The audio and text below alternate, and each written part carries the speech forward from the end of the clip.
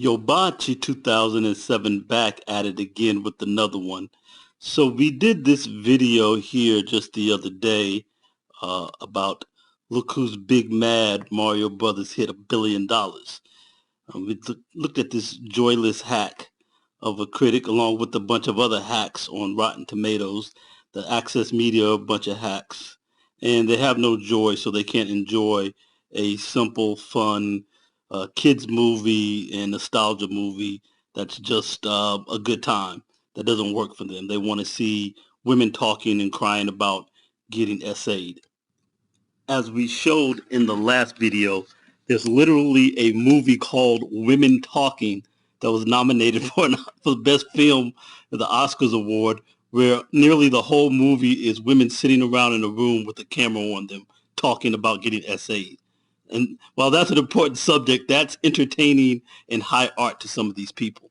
Now, they're so big mad, these critics, these same hacks who rated Mario Brothers as a 59% critic score, even while everyone else loved it, and the fan rating is 96. Messed that up. Hold on a second here. So the hacks determined that this was rotten and not a good movie, but of course that's proven otherwise. And so while this movie has already hit $1 billion, so now this is where you know the cope is real. These Access Media hacks are smoking a bunch of copium, talking about 10 movies that are going to rival Marvel in the box office success, because they don't want to see Marvel. They don't want to see Mario maintain its position as the #1 film of the year.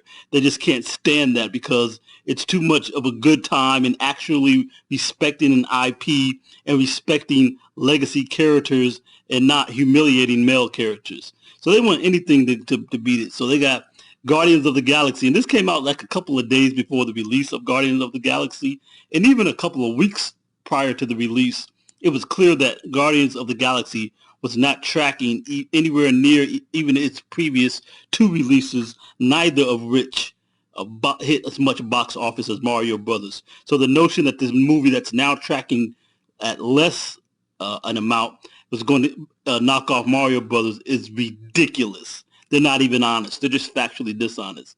Fast and Furious 10, maybe. I doubt it, but you guys seem to love these movies. I don't. I think I haven't watched a Fast and Furious movie since maybe the third one, and it wasn't that good. That's why I never watched another one again. But okay, so maybe that one will have a chance to get up there, but I doubt it's knocking off Mario Brothers. I can't see it. This one, Little Mermaid, no way. This one's been over criticized, I think, but I don't think it's reaching $1 billion. Okay, Spider-Man Across the Spider-Verse has half a shot, but I think it only did close to 400 million the last time. This one should do better, but the notion that it's going to be up there over $1 billion with Mario Brothers, nope. Flash, we've seen what's happened. The last two DC movies have cratered. Shazam and Black Adam did nothing. This is going to do better than both of those, but to think that they're going to go from a few hundred million to over $1 billion, don't think so. Indiana Jones with Phoebe Fleabag in there, no, nah, that's not going to do it. Mission Impossible, one movie probably on here that has a chance. Let's see what else they put on here. I don't think any of this is going to happen. What, Oppenheimer? What the hell? Nobody's trying to see that. The Marvels. It did hit $1 billion for the first movie, but it was sandwiched in between two important Marvel movies. And this is one I'd be real interested in. I'm not really sure. The fact that it's the Ballad of Songbird, that makes me not interested. This poster right here, this picture for it, I'm very interested in the Hunger Games, but if this is like a soap opera love story dime store novel love story version of it, I'm not going to be that into it. So let's pick up from where we left off with Grace at Beyond the Trailer's hackery about this movie. If you wouldn't mind taking a moment to like this video up and help push me through the algorithm, I would really appreciate that. So hit the like button if you will. Also subscribe and hit that notification bell, and we're going to get right back to the program. So let's hear what Grace is talking about again. So let me walk you through this, right? Because I know a lot of you aren't going to believe me, but I think you're going to be seeing a lot of bad reviews drop right now. And, yeah. Yeah, a lot of bad reviews from all the hacks. Let's see how she saw the movie and the kind of people she saw it with. We're going to hear about that in a minute. It's unfortunately true.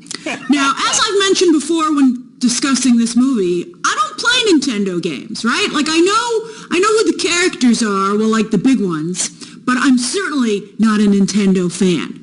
Well, this is the kind of person who's trying to give a review on whether this is good or not. A person who somehow she clearly grew up in the 80s, late in the 90s for sure, and she didn't even play any Mario Brothers. But this is the perspective of the people who are giving reviews to this movie. These are people who are fundamentally against the culture of people who are into these sorts of things, and they're weighing in. Of course, you don't like it. You're not into anything that's fun.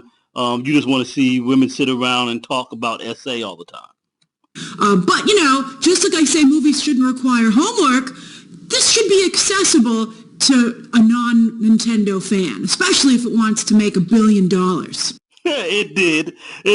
So, according to Grace, a children's movie with the simple storyline of rescue your brother and protect your kingdom from an attacker who is interested in kidnapping you as a princess to try to force you into marriage. This very simple hero's journey storyline, just a basic classic hero's journey, is something that's non-accessible to the mind of someone like a access media hack such as Grace.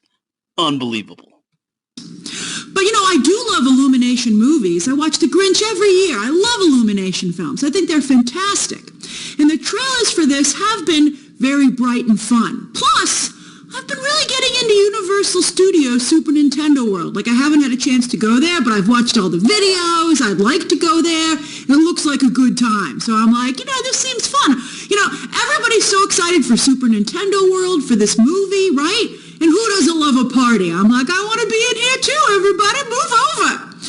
So I was very excited for my press screening. I was like, oh boy. So there were about 40 of us in the basement of AMC Lincoln Square, and they gave us free snacks. Yummy. And it was very nice. I had to put the trolls in the basement and feed them garbage and feed them feces. That's where they belong. They put them in the dark and feed them feces down there in the basement, because all that comes out of them is garbage like this. Great seat. Wasn't too crowded. I had my space. I was set. I was like, oh boy. But then the movie started, and again, out of 40 of us critics, it was a critics-only screening. The all media is tonight. It was a critics-only screening, and I would say out of 40, maybe 2 people were enjoying and laughing at the movie. They were having a good time, though. Maybe you're one of those 2. But the rest of us just sat there in stony silence, just waiting for the movie to end. You were like, oh, whew. 2 out of 40 critics, so 38 critics. This just tells you what kind of people these movie critics are. A bunch of joyless hacks. A bunch of joyless hacks. That's what we're working with here. And that's the problem. This is what they think is great movie making. And actually, I think this looks like a pretty good movie. Like, this would have been, it seems like this is a movie that's like All of the King's Men, right? This is about the Harvey Weinstein affair and the reporters who uncovered it. And it could have been kind of like Woodward and Bernstein. It's probably a pretty decent movie. But this is something you have to be into. People weren't into that, and that is about political intrigue. And there's not so many people who are into that. And you have to have a certain higher mind. But they act like every movie has to be this high-minded affair. And if it's not, then they can't enjoy a simple hero's journey movie with bright colors and enjoyable interplay between engaging characters. That's not good enough for them. This gets 7.3. You go down to the Rotten Tomatoes for this. Let me find. So here are Rotten Tomatoes, 88% for the critics. But these same hacks For Mario Brothers, all they got for you is 59%. Because if it's not high-minded movie making, apparently it's not movies worth making. All right, so let's look at a couple of these Rotten Tomato critics hacks. We got Casey Chong of Casey's Movie Mania. The Super Mario Brothers movie has a few worthwhile moments, but it wasn't enough to overcome the sheer banality of the storyline. It's a simple hero's journey.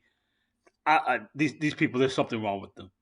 They can't follow a simple movie storyline. Rescue your brother and protect your kingdom, protect your family. Basically, in both cases of Peach and Mario, they're protecting their family. What is hard to understand about that storyline?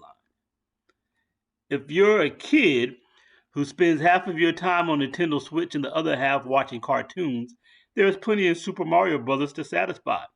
If you're the parents of such a kid, who are you to tell them what they should and shouldn't be enjoying? What are you talking about? From Grant Watson from Fiction Machine. It's fiction.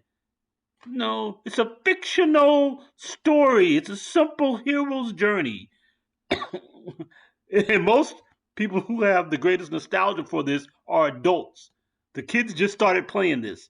Adults have been playing Mario Brothers for 3.5 decades. Get a clue sometime soon. So we got John Wilms from Chicago Reader. He's a top critic. Not just a critic, but a top critic. Among the many errors of the Super Mario Brothers movie, screenwriter Matthew Fogel plops him and his brother Luigi into a milquetoast Brooklyn family that doubts them and disrespects their small business dreams. How is that an error? Do you not understand the concept of the hero's journey? See, I understand you've been watching a lot of Marvel movies lately where the women in the Marvel movies show up and they're perfect on day one. They know everything. Nobody can tell them anything. They're the most powerful person in the universe. They teach themselves all the magic and they have all the abilities. Is the greatest Jedi on day one with no training and no knowledge of the Force. She just shows up and she's the greatest Jedi there ever was. So you don't understand that in a typical storyline, you have to have the hero overcome something. This is what makes them relatable and get you to root for them. So their family not believing in them and them overcoming that and starting their business and then getting sucked into the Mushroom Kingdom and Mario having to rescue Luigi and Mario and Luigi defeating the foe together and them becoming victorious is their arc. You're a movie critic and you're not familiar with an arc. This is crazy. It's no point in talking about it anymore. These people don't have a clue. They don't have joy in their life.